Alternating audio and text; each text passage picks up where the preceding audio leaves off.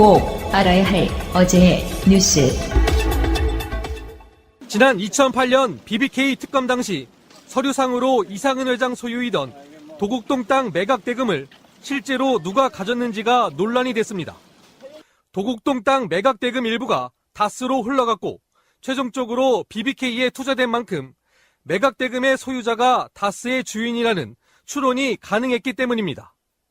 당시 특검은 이 회장 운전기사이던 김종백 씨 등의 증언을 근거로 매각 대금 가운데 15억 원을 이상은 회장이 실제 사용했고 따라서 도곡동 땅은 이 회장 소유라고 결론 내렸습니다.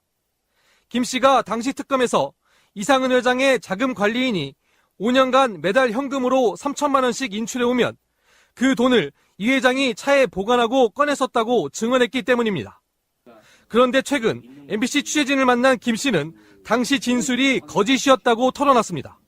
검찰에서 조사가 들어오거나 혹시 옆에 있다가 질문을 하면 현금으로 주로 썼다, 또 카드는 안 썼다, 주로 거의 현금으로 썼다고 이야기를 하라 그러더라고요.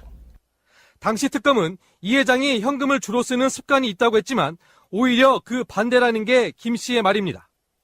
현금을 차 트렁크에 신문에 싸서 싣고 다녔다 그러는데 그거는 다 거짓말이에요. 15년을 모셨는데 절대 현금 안 씁니다. 이상은 회장이 안 썼으면 누가 썼겠습니까? 그렇다면 김 씨는 왜 거짓말을 했을까? 운전자 김 씨는 이상은 회장의 아들인 동영 씨가 자신에게 거짓 진술을 종용했다고 주장했습니다. 당시 특검 수사가 잘 마무리된 뒤 이동영 씨는 다스의 정식 직원으로 입사했습니다. 특검이 터졌을 때 이거는 이명박 전 대통령이 본인 게 아니라 그랬잖아요. 근데 이상은 회장 거라 그랬잖아요. 회장님 거라 그랬잖아요. 근데 그분의 아들은 지금 집에서 놀고 있어요. 그런 의심을 또 불식시켜야 되잖아요. 김 씨의 주장을 확인하기 위해 여러 차례 이동영 다스 부사장에게 연락했지만 답을 듣지는 못했습니다. 오늘 오후 다스 전담 수사팀의 참고인 신분으로 출석한 김 씨는 자신의 주장을 뒷받침할 주요 물증인 업무 일지를 제출할 것으로 알려졌습니다. MBC 뉴스 강혜은섭입니다. 다스의 전직 격리 직원 조모 씨는 120억 원대 회사 자금을 횡령했다는 혐의로 2008년 정호영 특검팀의 조사를 받았습니다.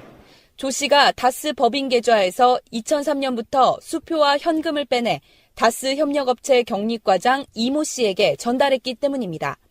이 씨는 이 돈을 자신의 지인 계좌에 넣어 관리했는데 특검은 이를 조 씨의 횡령으로 판단했던 겁니다.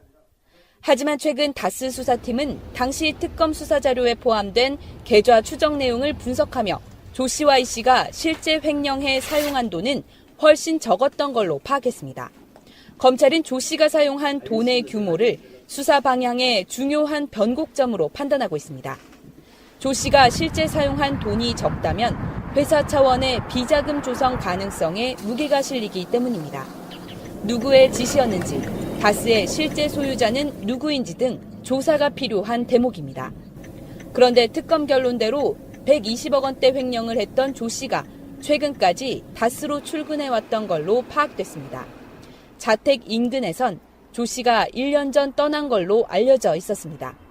하지만 조 씨는 어제도 자택에 있었고 JTBC 취재진을 피해 짐을 챙겨 집을 비우고 떠났습니다. 짐을 실을 수 있는 소형 수레에 옷과 내용물을 알 수 없는 짐을 쌓아 서둘러 떠난 겁니다. 짐 안에 다스 자료가 있는지 묻자 조 씨 남편은 흥분한 듯 반박하기도 했습니다. 무슨 소리 하고 있는지 하세요. 보여줄까요, 그러지? 자료 나오고 싶어요. 조 씨가 짐을 챙겨 집을 떠남에 따라 검찰의 신속한 수사가 필요해 보입니다. JTBC 이지혜입니다. 검찰의 출국 금지 조치에 앞서 일본으로 건너간 김성우 전 다스 사장은 열흘 가까이 해외에 머물고 있습니다. 이명박 전 대통령의 최측근 중 한 명으로 비자금 조성 의혹이 불거진 시기 대표이사를 지낸 검찰의 핵심 수사 대상입니다. 김 전 사장은 YTN과의 통화에서 도피가 아닌 치료 목적으로 일본에 왔으며 검찰의 출석 요구가 오면 귀국해 조사를 받겠다고 말했습니다. 전단짐 출범하기 하루 전에 출국하셨던데요. 출범하는지도 몰랐고 곧 들어갈 거예요. 언제 들어오십니까?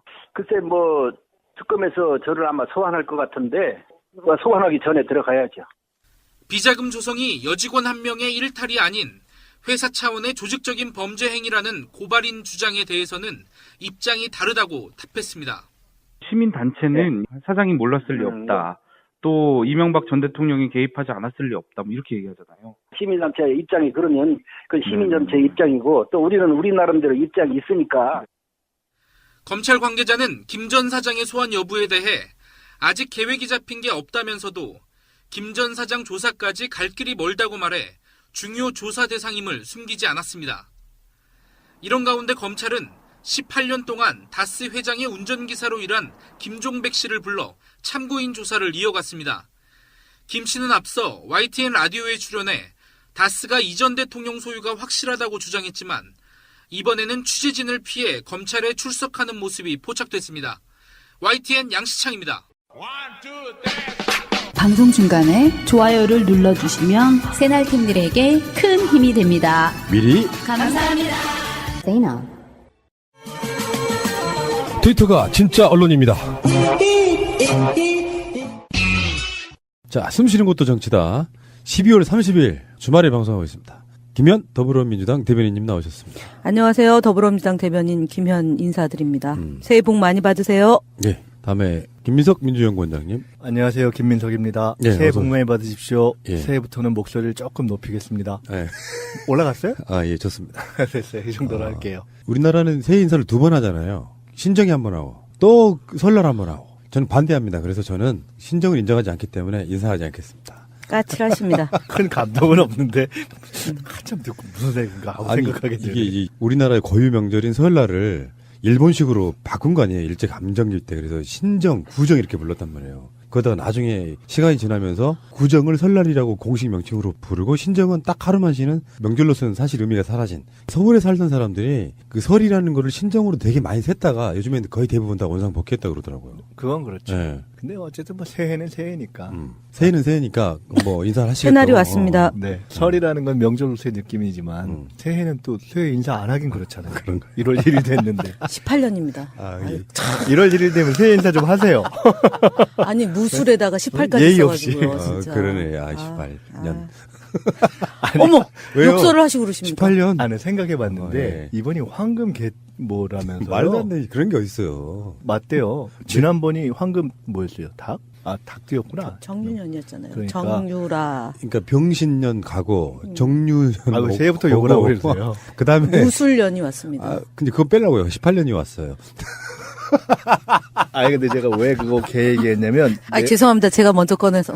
올해, 송년회 때 막 건배 많이 하잖아요. 하다 예. 생각을 문득 해보니까 새해에는 분명히 사람들 중에 건배할 때 멍멍멍 이런 거 하는 사람 나올 거. 아니, 뭐, 이게 썰렁한 얘기지만 실제로 그런 거 하는 사람도 있잖아요. 그럴 것 같아요. 그럼 MB 멍멍멍? MB 멍멍멍! 이렇게? 아, 좀 이상하다, 앞부분이.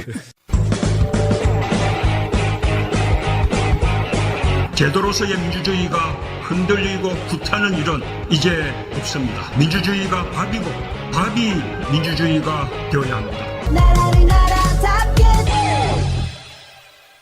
자, 어쨌건 새해도 됐고 연말 연시고 그런데 제가 이 기사를 보고 옳다구나 한 게 그렇지 않아도 어디 식당만 가면 제가 동료들한테 하는 말 중에 하나예요. 요즘 사람들은 확실히 술을 안 먹어. 적게 먹죠. 네, 많이 안 먹어요. 예전에는 그냥 모여 있으면 그냥 술 마셨거든요. 기사를 보니까 맥주 소비량이 확 줄었다. 뭐 이런 것도 나오고. 소주는요? 소주도 줄었답니다. 술 소비량이 엄청나게 줄었는데 그게 무슨 이유일까는 사실 모르는 거죠. 뭐 술 마실 일이 좀 줄어든 건지, 술 마실 돈이 없어진 건지. 어느 쪽이라고 생각하세요? 두 개 다죠, 뭐. 술 마신다는 거는 이제 회식 문화가 발달되어 있다고 보는데, 이제 김영란법이 도입되고 나서, 아하. 그, 이제 더치페이 문화가 되고 있잖아요? 그리고 3만원 미만으로 되기 때문에 아무래도 소주나 맥주나 이게 술을 적게 먹는 거고, 문화가 바뀐다는 거 하나고, 두 번째는 젊은 친구들이 굉장히 다양한 형태의 모임을 하죠. 우리 같은 세대는 할 수 있는 게 앉아가지고 술 먹고 신세한탄하거나 세상에 대해서 이제 논하는 게 주로였다면 그 세대는 그러세요? 네. 제가 좀 연식이 돼가지고요. 죄송합니다. 근데 요즘에 젊은 친구들은 뭐 운동 그런 문화. 그러니까 몸짱들을 네. 밝히기 때문에 완전히 달라졌어요. 그다음에 세 번째는 작년에 저희가 탄핵 공약을 하고 그다음에 파면하고 대선 치르면서 일을 많이 했잖아요. 주말마다. 그러니까 촛불 집회 갔었고 그리고 평일엔 또 SNS에서 열심히 이제 활동하다 보니까 저녁 시간을 아끼게 되는 거죠. 그래서 적게 먹고 최근에는 기분이 좋으니까 술을 그렇게 많이 안 먹어도 살만 나잖아요. 그래서 좀 줄어드는 거 아닌가 싶어요. 안 마셔도 취한 것 같고. 아니요, 안 마셔도 기분이 좋으니까. 한병도 수석이세요? 아니 근데 여전히 또 일반적으로 이게 술과 담배가 비교적 돈이 적게 드는 서민의 기호식품인 경향이 있다고들 얘기하죠. 사회학적으로. 또 낮아지고 계십니다. 그러니까 그런 측면이 있어요. 그런 측면이 있는데 얘기하다가 잠깐 마이크에서 멀어져서 그래요. 제가 이게 소리가 작아질 때는 제가 목소리가 낮아진 게 아니고 마이크에서 멀어져서 그렇습니다. 그런데 아까 얘기처럼 지금 몸을 사람들이 아껴서 그런 것도 있고 가령 경기가 어렵고 돈이 없어지고 그래서 준다? 그건 그럴수록 오히려 소비가 느는 경우도 있다 그래요. 맞아요. 근데 지금은 이제 그런 건 아니죠. 그러니까 오히려 술보다는 몸을 좀 챙기는 문화 그것도 있고 특히 회식에서 무조건 하여간 술로 끝까지 가는 그게 많이 바뀌었잖아요. 회식하는 스타일. 맞습니다. 예. 요새는요. 당구장에서도 저 송년 모임하고 그걸로 끝내. 볼링도 하고. 뭐 영화 보는 경우도 많고. 그러니까 그걸 상당히 다양해지는 거죠. 저희 사무실 지하에 지금 공사를 하는데 볼링장이 들어온대요. 락 볼링장? 뭔 볼링장? 락 볼링장. 그래서 볼링장이 들어서면 저도 볼링을 좀 배워볼까 싶어요.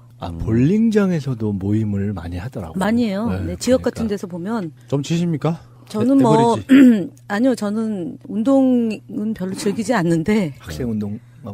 저는 고개 운동하고. 그걸로 끝이었구나. 고개 운동, 학생 운동으로 저는 스포츠에 별로 관심이 없는데 한번 해보려고 이제 50 넘어서. 괜찮을 것 같아요, 볼링. 저는 좋아요. 민첩합니다. 근데 볼링이 재미있는데 볼링은 뭔 운동이 돼요? 균형 아닌가요? 균형. 몸의 균형. 균형? 네. 팔 운동도 되나? 그냥 사실 저는 이 볼링 정도는 놀이라고 생각하는 사람이죠. 그렇죠. 그 볼링 좋아하는 사람들한테는 그건 그러니까요. 죄송합니다, 여러분.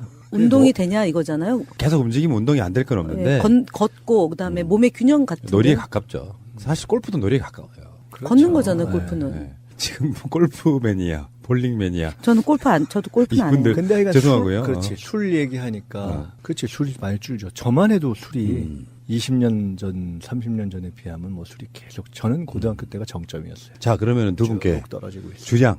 주량이 보통 자기가 알잖아요. 마시다 보면 이 정도 되면 내가 얼큰해지더라. 제가 보기엔 김현 대변인님께서는 소주 한 3병 정도는 술 좀 저는 하죠. 분위기가 주량이에요. 잘 하죠. 분위기가 그러니까 정말 편안하게 사람 한 뭐 3명에서 4명 정도 그러면서 이제 뒷담화 하잖아요. 한 50명 정도는 저희 한 4명 정도 있는 자리에서는 50명이 계산상에 올라갑니다.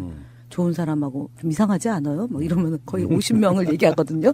숫자를 세봐요, 나중에. 누구 이래가지고. 그러면은 그냥 4시간 앉은 자리에서 4시간에서 5시간이죠. 자리 옮기는 거 별로 안 좋아해요, 저는. 소주 한 서너 병? 아니요, 그렇게 안 먹어요. 저는 사실은 이제 기자들하고 많이 자리를 하기 때문에. 그 정도 먹어요. 폭탄이잖아요. 이제 요즘에는 배부른지 이제 술이 좀 도수가 약해지니까 그냥 소주만 먹는 분위기가 또 만들어지던데 폭탄은 예전에는 뭐 한참 때는 점심 저녁으로 할 때는 소맥. 네, 그때는 그렇고. 김현 대변인 좋아하는 스타일이죠. 저는 사람을 좋아해요. 그렇죠. 잘 마시지. 원장님은요? 소주 한 병은 드시죠, 그래도? 저는 고무줄인데 한 잔 마셔도 취할 때도 있고 한 10잔 소맥 마셔도 버틸 때 있고 그런데 평상시 때 다 안 좋아하시죠? 근데 기본적으로 저는 한 30대 이후에 쭉 줄기 시작해서 사실 최근 몇 년 동안 전 술 거의 안 마셔요. 그럼 저녁 때 사람들 만나면 어떻게 해요? 입만 대죠, 맥주. 아니요. 대충 마실 때는 거의 안 마셔요. 김민석 원장님이 정점이 언제냐면 2000년에서 2002년. 술과 관련한 아픈 기억도 많죠. 저분도 때문에. 뭐. 그래서 그때 이후로 제가 나 술을 멀리 해야 돼. 뭔지 알 것 같아. 근데 술을 끊고 나면요, 우리들 표현으로 하면 신간이 편해요. 시간이 많아요, 그러고. 그러니까 주중에 제가 일부러 한 하루 정도는 그 다음날 이제 방송 출연이 많은 날 있잖아요. 그럼 그 전날은 가급적 약속을 안 하거든요. 그러면은 시간이 진짜 많이 있더라고, 제게 주어진 시간이. 근데 이제 저녁에 사람 만나서 얘기 나누는 게 정말 에너지 소모가 많잖아요. 그리고 머리하고 말이 머릿속으로 생각하는 거하고 말로 나가는 거하고 막 지혜 소모가 차이가 예, 나죠. 그러니까 막 굴려야 되지. 왜냐면은 언론이 만나가지고 혹여라도 말실수를 하거나 기사를 만들면 안 되잖아요. 기사를 안 만들게 하기 위한 노력을 굉장히 많이 하기 때문에 에너지 소모가 진짜 많은 거예요. 근데 이 네. 얘기 하나만. 네. 뭐 우리 같은 범인들은 사실 그거 따라하기 어려운 경지인데 이어령 선생님 있잖아요. 네네. 이어령 선생님이 젊은 시절 어느 때부터 저녁 약속을 안 했다는 거예요. 저녁 약속과 술 약속을. 그러니까 그때 동년배로 비슷하게 달려가던 분 중에 이 양반은 그때부터 그 저녁 시간을 책을 보거나 뭐 공부를 한 거예요. 그러니까 그게 몇십 년이 쌓여있으니까 얼마나 어마어마한 남들의 대비된 시간의 축적이에요. 그러니까 엄청난 지금 이제 내공도 쌓고 다양한 성취를 한 거잖아요. 다양한 이제 지금도 사실은 제가 이런 선생님 댁도 가보고 했는데 우리보다 훨씬 여러 가지에 대해서 얼리 어댑터거든요. 근데 그렇게 살면 어때요? 아니 그래서 제가 우리는 쫓아갈 수 없다 그랬잖아요. 삶의 방식이 다른 거죠. 그렇죠. 근데 혹시 듣는 분들 중에 뭔가 그렇게 해보고 싶다 하는 분들은 뭐 특별히 한번 해보세요. 근데 우리는 하기 어렵지. 그러니까 아까 지금 시간 얘기하셔서 그런데 저녁 시간을 그렇게 술 안 먹고 안 쓰면 확실히 뭐 시간이 그러니까 엄청 남죠. 그게 제가 이제 문화인데 유럽이나 미국 같은 데 가면 이제 도심지 같은 경우는 24시간이지만 그렇지 않은 떨어진 데서는 저녁 6시 부면은 도시도 8시만 넘으면 우리나라에 뉴욕은 훨씬 조용하죠. 뉴욕은 24시간이잖아요. 근데 그런 데 보면은 유럽 같은 데가 문화가 발달하는 게 저녁이 길잖아요. 그죠? 오후 4시면 벌써 어둑어둑해지니까. 그래서 사람들이 개인적인 시간을 가지면서 이제 심취돼서 연구도 하고 예술적 소양이 길러지는 것도 있고 소설 뭐 이런 게. 집에 가서 마셔요. 술의 경지라는 게 있어요. 1단계부터. 술의 최고의 경지는 열반에 이르는 뭐 이런 게 있습니다. 술 먹고 술로 죽는 사람. 검색해보시면 나옵니다. 술의 경지가 있어가지고 최고의 고수는 술로 죽는 사람이에요. 최고지? 술 마시면서? 예. 그러니까 술로 인해 죽는 사람. 그게 그 경지고 제가 한때 이제 한 7단계까지 올라갔던 사람입니다. 소주 한 10병에 맥주를 플러스해서 한 10병 정도 마실 수 있는 정도의 주량. 매일같이요? 매일까지만 먹고요. 일주일에 한 2-3번? 그러다가 술을 끊고 나니까 정말 좋은 점은 딱 하나 있습니다. 아침에 이불킥이 사라집니다. 이불킥이 뭔지 잘 모르시는구나. 그게 뭐예요? 문득 깨는 순간 내가 간밤에 뭐 했지 하면서 벌떡 일어나는 거. 그게 이불킥이라고 하는데. 굉장히 고통스럽게 그렇죠. 막 주마등처럼 기억을 쫓아가면서 못하는 야, 이게 정말 창피하다. 간밤에 내가 뭐 했지 기억이 안 날 때는 정말 상상을 초월하는 고통이거든요. 기억이 저도 20, 30대 때는 네. 기억이 안 날 많았어요. 수도 있는 거죠. 아니 그게 실수했을까봐. 늘 그렇게 돼요. 그때는 매번 필름이 한번 끊기면요 그게 습관이 돼가지고 계속 실수. 그럼 그게 술을 먹는 거죠. 그렇죠. 사람이 술을 먹는 게 아니라 술이 사람을 먹는 자, 거예요. 오늘 방송은 정치 얘기 빼고 술 얘기 할까요? 아니요. 제가 할 말 이렇게 많은데. 아유, 아니요. 그러지 마세요. 그 제가 잘 아는 그 다큐 감독이 한 분 계신데 제가 다큐를 좋아하잖아요. 근데 그분이 이렇게 술을 드시면 어느 단계 이상 가면 딱 그 단계가 되거든요. 그래서 갔던 곳마다 그런 일화를 만드는 거예요. 그래서 그분은 갔던 곳을 다시 가기를 너무 싫어해요. 너무 창피해. 거기서 내가 어떻게 했지? 해가지고 늘 새로운 곳을 개발해요. 자, 마지막으로 상식 하나만 알려드리겠습니다. 술을 먹고 토하잖아요. 이건 술에 취한 게 아니에요. 술에 체한 겁니다. 그렇죠. 체한 거예요. 네. 그건 뭐. 술에 체한 것. 그래서 술 먹고 나서 속이 불편할 때 할명수를 드세요. 알겠습니다. 잠시 후에 다시 오겠습니다. 여러분들 술 한잔 하시고 기다리십시오. 그러니까 연말인데 최고의 스포트라이트를 받고 있는 인물은 바로 정봉주 전 의원이 아닌가 싶어요. 그 많은 사면자 중에 정봉주 전 의원은 17대 대선 때 유일하게 사면을 받지 아니한 사람. 괘씸죄 이런 부분이 있어서 이명박 씨가 해주지 않고 박근혜 때도 사면이 안 됐기 때문에 그걸 제외하면 정치인 경제인의 사면은 없었고요. 한편에서는 이제 한상균 위원장이나 또는 또 더 들어가면 뭐 이석기 전 의원 그리고 뭐 한명숙 총리, 이광재 전 지사 이런 분들의 사면이 없었다. 좀 이런 부분은 서운하다 하는 쪽도 있긴 하지만 뭐 원칙에 따라서 법적인 절차가 다 끝나지 않는 상황이거나 이런 부분은 사면이 뭐 문재인 대통령 임기 내에 이것만 있을 건 아니니까요. 그 부분은 차치하고 어쨌건 정봉주 전 의원은요. 팟캐스트를 들으시는 분들 입장에서 보면 굉장히 좀 고무적인 사건이에요. 정봉주 전 의원 사면은. 잘 됐죠. 네. 정봉주 전 의원이 말도 안 되게 실형 법원이 이상한 판결로 실형을 살고 나와서도 뭐 지금 정치만 못하지 뭔가 잘못되는 건 아니지만 다들 기억을 하실 거라고 생각이 드는데 2007년이었죠. 네. 10년 동안 그렇게 사실 억울함을 당한 건데 특유의 그 쾌활한 성격 때문에 불쌍해 보이지는 않았어요. 솔직히 말하면. 그분이 사업 수완이 대단하잖아요. 예전에도 영어학원을 통해서 이제 돈 많이 벌고 또 정치를 하고 감옥 갔다 와서도 또 팟캐스트뿐만 아니라 방송 출연하고 뭐 이렇게 다닐 때 보면 꼭 한 3-4명이 같이 함께 이렇게. 아, 요새 보면은 연예인 같더라. 진짜 저는. 예, 방송인이죠, 방송. 거의 그런 수준이에요. 근데 필이 그렇게 나요. 2007년도 이제 그 사건이 있는데 2010년도에 형이 확정 안 돼서 사면복권 대상에서 제외되고 그리고 11년에서 12년 감옥 살고 나와서 그다음에 박근혜 정부 때는 아예 사면복권 정치인에 대한 사면복권을 안 하면서 이제 5년 내내 이제 이렇게 있었던 거잖아요. 근데 이번에 뭐 어저께도 저 정봉주 의원에 대해서 주제를 다뤘던 것 같은데 복권이라고 얘기했죠. 복권요. 기대를 안 했는데 그렇죠. 예, 된 거라서 복권이 전 2가지로 해석을 했어요. 그 복권 있잖아요. 로또.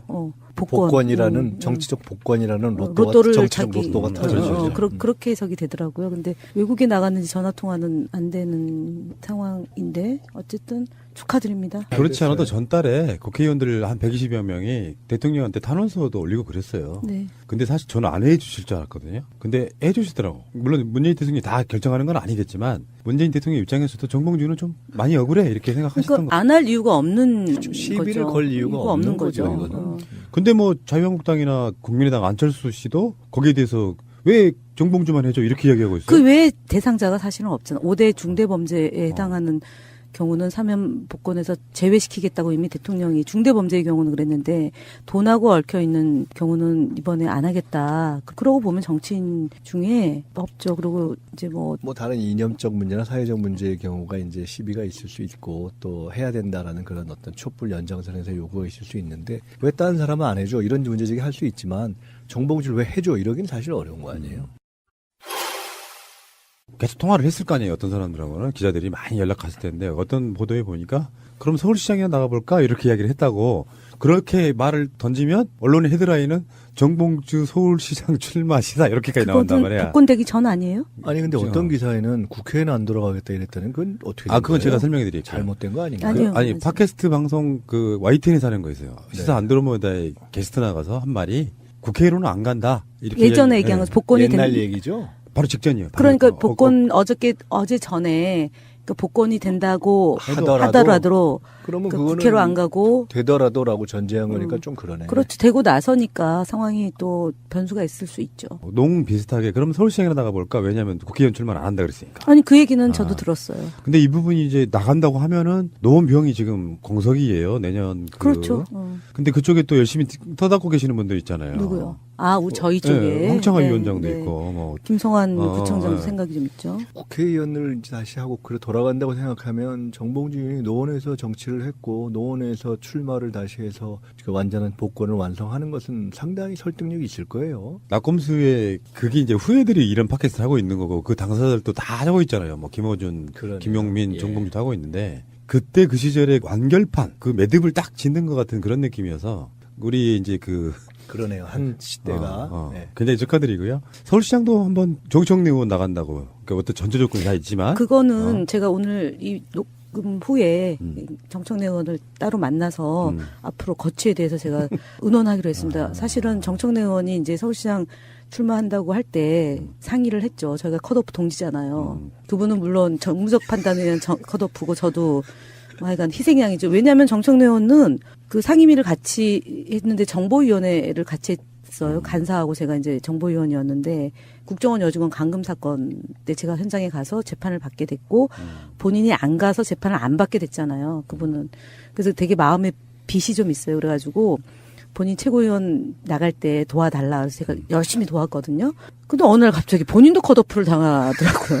참나. 그런 걸 동지라고 하는구나. 그래가지고 이제 사실은 이제 서울시장 나간다고 고민을 하길래 저보고 도와달래요. 그래서 알았다고. 우리는 어쨌든 그러저러한 인연으로 어려움을 같이 겪고 이렇게 풍랑을 같이 헤쳐나왔기 때문에 아직 공식적으로 하지는 않았습니다. 근데 저녁에 만났는데 정봉주 의원이 서울시장 나가면 통화를 했는데 정청래 의원하고 정봉주 의원이 앞으로 어떻게 될 것 같습니까? 그랬더니 서울시장 나갈 된다고 예전에 얘기했었대요. 그래서 그러면은 그럼 둘이 어떻게 단일화하냐 그랬더니 가위바위보로 한대요. 그래서 그래서 5판 제가 3승제 가위바위보. 5판 3승제 가위바위보를 할 건지 아니면 정책 토론회를 하고 그 후에 가위바위보를 할 건지를 정해야 되는데 그 룰은 당사자 간이 하면 안 된다. 후보 단일화 위원회를 만들어서 거기서 논의한 결과에 따르도록 한다. 김현 위원장도. 예, 제가 이제 그 역할을 하겠다. 이제 그렇게. 전 재밌을 것 같아요. 박원순 시장이라는 절대 강자가 있긴 하지만 여러분들 있잖아요. 박영선 의원도 있고 뭐 민병두 의원도 있고 이인영 의원도 뭐 그런 데고 전현 의원도 있고 거기다가 인기로만 따지면은 뭐 막상막하일 수 있는 정봉주, 정청래 이렇게 만약에 출전하면은 그 경선은 정말 재밌겠는데 정봉주, 정청래 누가 더 인기 있어요? 사실은 인기가 정청래 의원이 더 있지 않아요? 왜냐하면 인기라기보다는 정청래 의원은 정청래 의원한테 이미 줄 섰거든요. 2016년도에 그런 아픔을 겪고 그 다음에 총선 때 선거운동을 다녔잖아요. 많이 그리고 전국적으로 이제 선거운동을 했는데 정봉주 의원은 사실은 그 정치 현장에서 떠나 있었기 때문에 김현 대변인님 예. 그렇게 하면요 단일화 추진위원장 못 돼요. 인기는 편파적인 발언하면 인기 물어봐서 답하는 거잖아요. 그러니까 어떤 사람이 어떤 방송에 출연하고 게스트일 때와 사회자일 때가 다르듯 저는 알고 있어요. 누가 더 티켓 파워가 있는지 알고 있는데 그 말씀 못 드리고요. 그러니까 보통 일반 인기의 차이라는 게 있고요. 이 사람을 서울시장 후보면 예를 들어 서울시장 후보로 했을 그렇죠. 때 어떠냐 하는 게 또 다를 수 있거든요. 안정감. 아니 그래서 지금 궁금하네요. 정청래 의원이 생각보다 10%가 아직 안 됐어요. 10%가 돼야지 본인이 출마 선언한다고 그랬거든요. 지금 한 7, 8% 밖에 안 돼가지고 걱정이에요. 뭐 정청래 의원의 진정성, 뭐 정봉주 의원의 어떤 개인기, 뭐 등등 해서 시민들 입장에서 어떤 바람이 일면은 정말 대세론 같은 느낌의 박원순 시장이 아찔해지는 순간도 올 수 있다고 봐요. 그냥 지금 웃고 이야기하지만 그렇잖아요. 여러분들 두 분도 그거는 제가 동의할 수는 없어요. 저는 대변인이어서. 두 분도 연구원장을 해도 되나요? 더더구나 안 됩니다. 흥행은 될 수 있어도 박원순 시장이 바뀔 수 있을까? 이렇게 생각하시는 분들은 아직까지는 그런 생각 안 하시잖아요. 자, 어쨌든 간에 뭐 재미로 이야기해본 거였고요. 이거는 순전히 정봉주 의원의 복권 기념으로 저희가. 네, 그러니까. 오해하지 말아주시기 바랍니다. 대변인 멘트였습니다. 아직까지는 왜냐하면 이게 아까 원장님 말씀이 맞아요. 진지할 필요도 있어요. 그러니까 진지하지 않은 이미지가 너무 많으면. 오늘이 그러니까 이제 이 방송을 듣는 날이 2017년 12월 31일이니까 약간 좀 이렇게 우리가 그동안 좀 무게를 너무 잡았잖아요. 양김이. 그러니까 오늘은 조금 좀 알겠습니다. 새가 날아든다의 가벼운 마음으로 새날이 온다. 왔다. 이걸로 이해해 주세요. 헌법 개정 및 정치개혁 특별위원회를 구성하고 위원수는 25인으로 하며 활동 기한을 2018년 6월 말까지로 한다.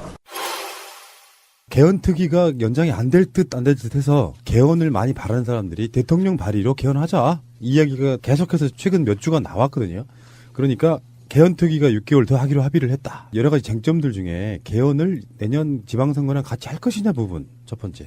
그다음에 그 다음부터는 정말 난항 예상되는 게 권력 구조 개편의 한 부분도 합의가 돼야 되고 나머지 지금 개헌에 들어가야 될 사항들이 굉장히 많은데 단일한 안을 만들어가지고 국민들께 찬성이냐 반대냐를 묻는 형식이잖아요. 근데 국민투표를 권력구조부터 등등을 사안별로 국민들께 물어보는 방식은 어떨까. 서로가 안 맞으니까 합의안을 만들 수가 없는 상태까지 가면 결국에는 또 6개월 지나도 똑같지 않을까. 저는 그런 생각 해보거든요.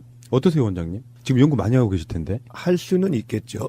지금 그거는 전제가 합의된 국회에서 합의된 그러니까 정치권에서 합의된 개헌안을 하나의 패키지로 만들어서 그것에 가부 또는 찬반을 묻느냐라는 방식과 그것이 안 될 경우에 합의가 안 되니까 그거를 소항목별로 쪼개서 뭐 권력구조, 자치분권 이런 식으로 또는 기본권 쪼개서 각각에 대해서 묻는 방식은 어떠냐라는 건데요. 당연히 있을 수 있죠. 있을 수 없을 수도 있어요. 그걸 아마 해석에 따라서. 근데 중요한 것은 첫 번째 것이 합의가 안 된다면 동일한 이유로 두 번째 것도 합의가 안 될 거예요. 왜? 아니, 그런 방식으로 어떤 식이 할 거냐 하는 개헌을 추진할 것이냐 또는 그걸 묻자 하는 것 자체에 대한 지금 반대를 자유한국당이 하고 있는 거기 때문에 거기는 한편으로는 권력구조 합의에 대해서 생각이 다르다. 또 한편으로는 더 본질적으로는 지방선거하고 같이 하는 것이 자기들에게 정략적으로 불리하다. 이런 생각을 하고 있는 것이어서 그거를 패키지로 묻느냐 아니면 쪼개서 묻느냐에 대한 것을 합의가 안 되면 합리적으로 한번 쪼개보자라는 제안 자체를 거부할 것이기 때문에 첫 번째가 합의가 안 되면 두 번째도 합의가 안 되겠죠. 어쨌건 이거는 뭐 국민들이 하든 비난이 쏟아지고 그리고 대통령 발의안이 뭐 문재인 대통령 생각은 모르지만 만지작 공약 지키고 싶어 하시잖아요. 대통령 생각은 기본적으로 국민의 뜻대로 하자는 것 아니겠어요? 그러니까 국민의 뜻이 개헌을 할까요 말까요? 하면 언제 할까요? 하면 권력구조는 어떻게 하죠? 기본권은 어떻게 하죠? 자치분권은 어떻게 하죠? 크게 보면 그 세 개 아니겠습니까? 그에 대한 국민의 뜻이 대략 있다고요. 그대로 하면 되는 거죠. 대통령이 그거를 굳이 벗어날 이유가 없지 않습니까? 그리고 국민의 뜻이 만약 다 정치권에서 합의 안 되면 되는 만큼이라도 하자. 그것도 또 물어서 이 전체에 대해서 저는 국민의 뜻이 다수로 가는 방향으로 가자 하는 것이 대통령의 뜻이라고 봐요. 그리고 그대로 하는 것이 맞고 가장 합리적이죠. 그렇게 안 하겠다고 하면 이제 그때부터 문제가 발생하는 것이죠. 더구나 정치권이 약속을 한 사안에 대해서. 자, 잠시 후에 다시 오겠습니다. 30년간 유지되어 온 현행 헌법을 이제 바꿀 필요가 있다고 보는 걸까요? MBC가 여론조사를 해봤더니 76.9%가 개헌에 찬성했습니다. 그럼 개헌 시 중점을 둘 대목은 뭘까요? 보시는 것처럼 권리와 의무 같은 기본권 조항, 권력 구조, 경제 사회 조항 순인데요. 가장 많은 34%가 기본권을 지적한 건 향후 개헌 논의에서 주목해 볼 부분입니다. 개헌 시기도 물어봤는데 내년 지방선거와 동시에 개헌을 위한 국민투표를 실시하자가 46.8%로 어느 때건 상관없다나 지방선거 이후보다 많았고 권력구조에선 4년 중임제가 42.5%로 현행 5년 단임제나 외치와 내치를 대통령과 총리가 분점하는 이원 집정부제보다 지지 의견이 훨씬 많았습니다. 자, 지금부터는 첨예한 이야기를 좀 하겠습니다. 아랍에미레이트의 임종석 특사가 간 문제를 놓고 야당들이 일제히 뭔가 있다, 공개하라, 그리고 여러 가지 의혹들을 제기했는데 일종의 반전처럼 나온, 물론 비서실장, 임종석 비서실장이 UAE 간 것은 청와대 발표대로일 수도 있어요. 그 이상도 이하도 아닐 수도 있는데 청와대 발표는 아직까지는 그렇거든요. 우호 증진을 위한 부분이 가장 컸다. 원전 이야기는 사실상 없다 이렇게 이야기를 하지만 그게 실제로 발표에 있어가지고 예민한 문제 때문에 잠깐 보류해 두고 있는 건지 정말로 그런 건지는 모르지만 그건 보류하고 이게 지금 검찰발로 나오는 이야기거든요. 검찰에서 나온 이야기가 지금 SBS나 JTBC 등등의 보도들로 단독으로 지금 쏟아지고 있는 건데 아랍에미레이트에 관련해서 박근혜 정권의 초대 국정원장이었던 남재준 원장의 수사를 하다가 보니까 이명박 정권 때 아랍에미레이트랑 관련한 뭐 이명 계약의 어떤 정황 또는 뭐 핵 폐기물에 대한 이런 부분들이 나왔다. 이게 지금 핵심이거든요.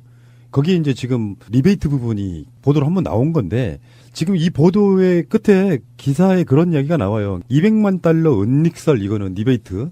이거는 원세훈 국정원장이 받았을 가능성이 높다 이런 식으로 지금 이야기를 들더라고요. 그러니까 어마어마한 비리라서 단순히 200만 달러의 문제가 아니라 지금 핵 폐기물 문제 같은 것들은 우리나라에도 그렇지 않아도 공간이 없는데 원전 공사비도 우리나라가 되는 그런 구조였어요. 근데 핵 폐기물은 우리나라에 가져온다는 그런 이명계약 여기에 대한 의혹이 제기되고 있는데 그렇다 보니까 지금 연일 임종석 실장 왜 간 거냐라고 공세하던 더군다나 문재인 정부의 탈원전 때문에 무슨 문제가 생긴 것처럼 공세하던 자유한국당이 입을 완전히 다물고 있는 상태. 이게 이제 반전이라는 거예요. 국정조사까지 하자고 그러다가 갑자기 입이 딱 조용해졌죠. 어떠세요? 지금 민주당에서는 반응이 공식적으로 최고위원회에서 이건 거론되지는 않았죠. 아직까지. 안 하죠. 그런데 사실은 제가 이제 이 중국 방문 직전에 이제 2박 4일로 다녀왔다 했을 때 최초 MBC에서 보도를 했고 그다음에 이제 그 앞다투어서 보수 언론에서 마치 이 정부에서 뭔가 잘못이 있는 것이냐 기사를 다루는 걸 보고 속으로 되게 이제 의아스러웠는데 첫 번째는 문재인 정부로 활동하기 시작한 게 6개월에서 7개월 사이 되는데 무슨 비리가 있을 수 있게 자체적으로 그럼 이전 정부에서 뭐가 문제가 있어서 뭐 수습할 수도 있겠다 싶지만 어쨌든 청와대에서 발표한 대로 상황을 좀 더 진중하게 봤어야 되는데 야당이 마치 이제 문재인 정부가 뭔가가 있는 것이냐 감추고 있는 것이냐 막 떠들다가 아뜨거가 된 상황이라고 보죠. 그래서 자유한국당이 굉장히 곤궁한 상황이 된 거는 분명하죠. 지금 분명하고 MB가 사실은 다녀왔잖아요. UAE를 다녀오고 나서 그때 이제 장관이 초청을 했다는 건데 그것도 무효하잖아요. 강연했던 것도 없고 그런 상황인. 어쨌든 정확히 알 수 없지만 분명한 것은 어쩌면 현 정부가 발생시킨 문제와 연관돼서 임 실장이 가지 않은 것은 분명한 것 같고 이미 그것은 최근에 그 자유한국당의 입장 선회만 봐도 딱 감으로 알 수 있는 거죠. 그래서 뭐 자유한국당이 곤궁해진 것은 이미 드러나 있는 건데 어찌 보면 이 문제에 대해서 오히려 청와대는 상당히 신중하게 접근한 거 아닌가. 이걸 처음에는 오히려 정략적으로 하지 않고 이것이 지금 보도되는 것이 사실이라면 그러니까요. 상당히 활용할 수 있는 거잖아요. 쓱 흘려서. 근데 그야말로 어떻게 보면 신중하게 조심스럽게 국익 차원에서 접근했던 거를 진짜 이거는 잘못된 똥볼 찬 거죠. 그렇게 확인된다면. 보통 이제 이명박을 상징하는 말이 사자방이잖아요. 근데 하나가 더 포함된 거라고 봐요. 사자방 원. 노무현 대통령 때까지는 친환경 에너지, 태양광 발전에 대한 기술력이 세계 2위였다고 해요. 근데 이명박이 들어오면서 노무현 대통령이 했던 모든 것은 틀리고, 그리고 또 현대건설이 대표적으로 원전 건설을 하는 회사 중에 하나예요. 유명한 회사죠. 그러니까 이런 상황에서 에너지 정책의 방향이 완전 틀어지면서 원전을 해외 수출하는 것까지 갖고 간 부분, 지금 나오는 이야기로만 보면 원전 수출에 있어서의 리베이트는 분명히 한번 지금 좀 봐봐야 되는 부분 같아서 사자방 원 이렇게 이미지화 시켜도 될 것 같다는 생각이 들어요. 근데 나라 걱정하는 내용으로 페이스북에 글을 올렸다 그래서 참 유체 이탈도 정도껏 하셔야지. 지금은 좀 자중자애해야 되는데 그분들은 그런 게 없나 봐요. 그죠? 제가 MB의 아바타입니까? 아니면 아니라고 본인이 해명하십시오. BBK라는 투자 자문회사를 설립을 하고 여러분 이거 다 거짓말하는 걸 아시죠?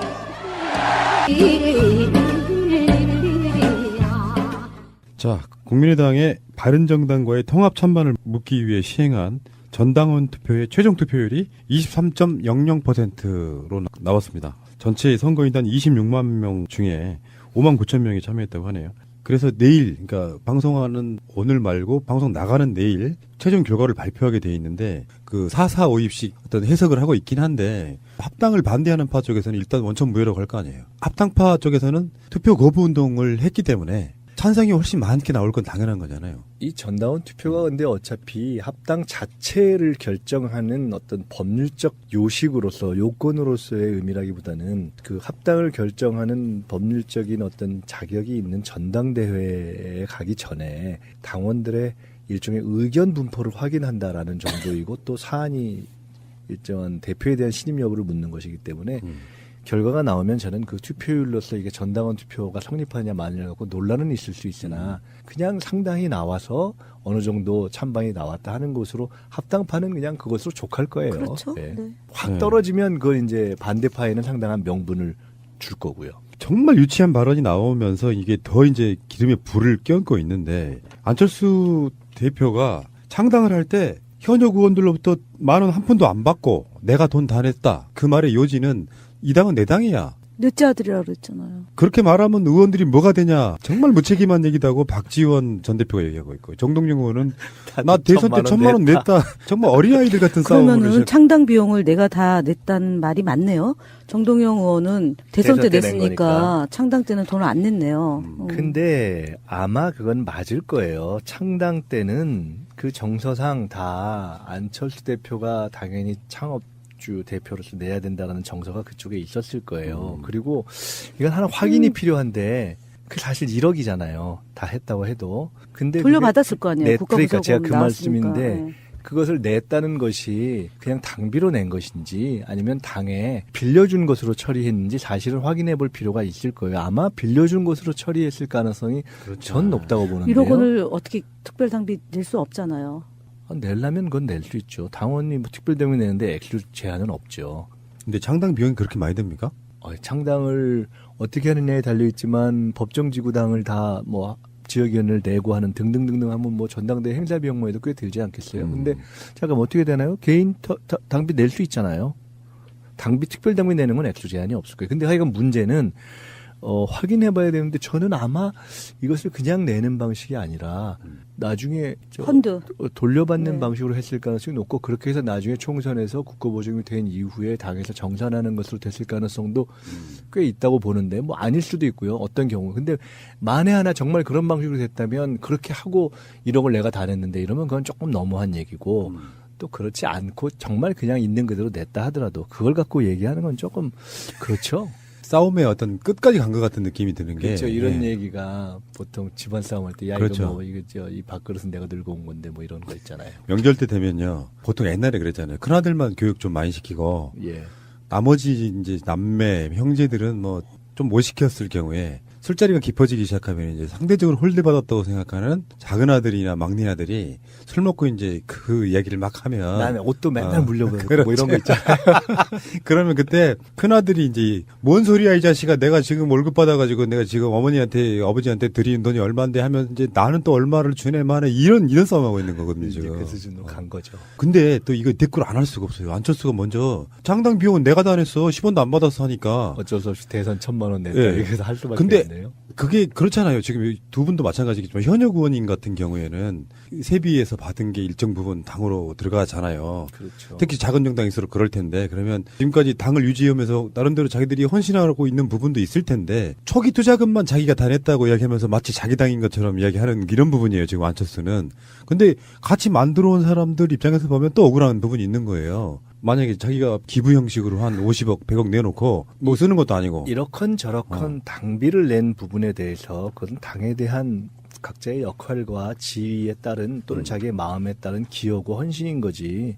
그걸 갖고서 일정한 정치적 지분을 이야기할 때 얘기하는 거예요. 꼭 그런 뜻은 아니었다고 본인은 얘기할 수도 있겠지만 그 맥락에서 나왔다는 건 조금 안 어울리죠. 그러니까 이 이야기가 그 마치 유해가 라이언 인형 들고 오는 거랑 똑같은 정도 유치함이에요. 안철수 수준이라는 게. 내심에 있기 때문에 나왔을 텐데, 야, 내가 돈도 다 내고 해서 만든 건데, 왜 이렇게 말이 많냐. 이제 이런, 보통은 그런 정서가 있어서야 나오는 거잖아요. 만약에 그랬다면 참, 그렇죠.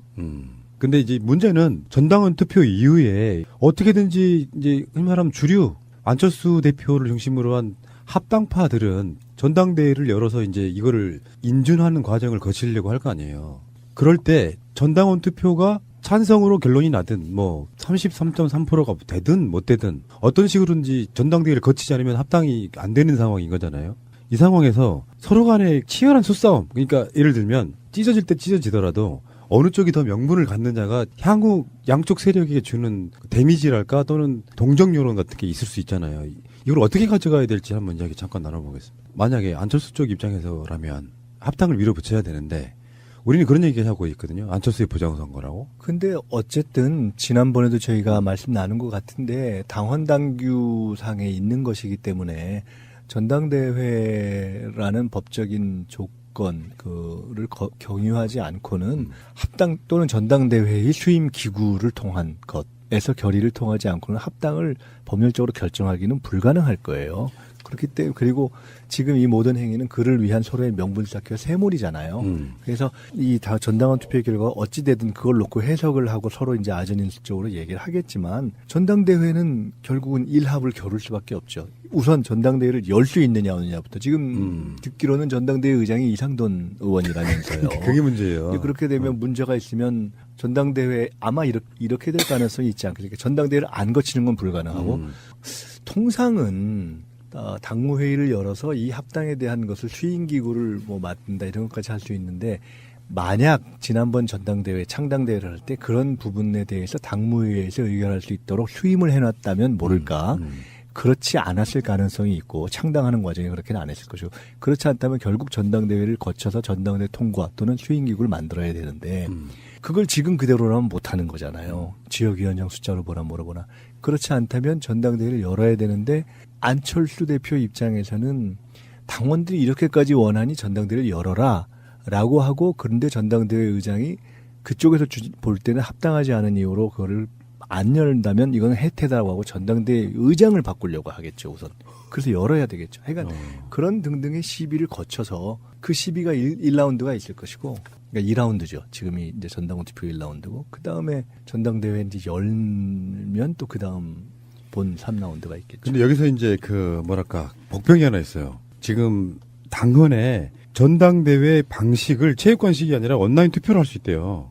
그래서 공인 전자서명을 이용할 수 있으며 구체적인 방법은 당규로 정한다는 대목을 활용해서 그 안철수 대표 측이 그 전당대회를 체육관에서 안 열고 이것도 온라인으로 열 가능성도 있다. 이게 마지막 기다. 이상돈 의원이 지금 전당대회장 의장 몫을 갖고 있는 거라서 제대로 된 당이 아닌 급조된 당이라는 느낌을 주는 게 우리나라 정당 자체의 민낯을 그대로 보여주는 것 같습니다. 후진화된 정당 있잖아요. 지금 이 당은 제가 봤을 때는 뭐 더불어민주당처럼 뭐 권리당원들이 폭발적으로 늘어나서 당원 위주로 그렇지 않아도 지금 더불어민주당이 그 최근에 최고위원 열어가고 혁신한 대부분 다 통과시켰다면서요. 그렇게 발전하고 있는 정당이 있고 한쪽에서는 지금 정말 구태의연하게 강목만 등장 안 했지 옛날 방식하고 똑같은 거잖아요. 저희가 2011년도 그 혁신과 통합하고 통합 전당대회를 치르기 전에 자체 이제 해산, 저희 당을 이제 해산하고 통합을 결의할 때 그때 이제 액젓이 출몰 했었죠. 액젓? 네. 까나리 액젓. 아, 진짜? 그 다음에 이제 뭐 그 행사장 근처에서 난동 부리는 분들도 있었고, 그 다음에 그때가 이제 전당대회 의장이 이석현 의원이었는데, 연단을 점거해가지고 이제 막 행패 부리던 분들이 있어요. 그래가지고 그때 그러니까 해산 전당대회를 치르는데 한 3시간 정도 시간을 이렇게 기다렸다가 자제 요청하고 그다음에 이제 필요한 절차를 다 밟고 해서 진행됐던 게 있는데, 얼마 전에 뭐 강목 들고 집결하라라는 문자가 보내왔다라고 해가지고 보도된 적이 있잖아요.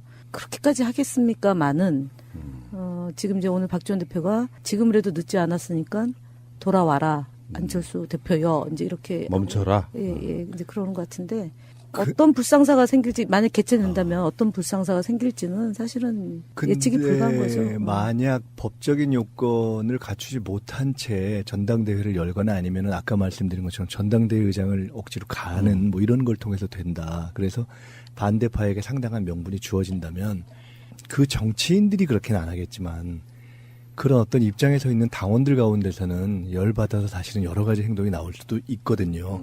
그래서 아까 뭐 강목 이런 것도 나왔지만 사실은 전당대회의 정치사에 보면 별게 다 있어요.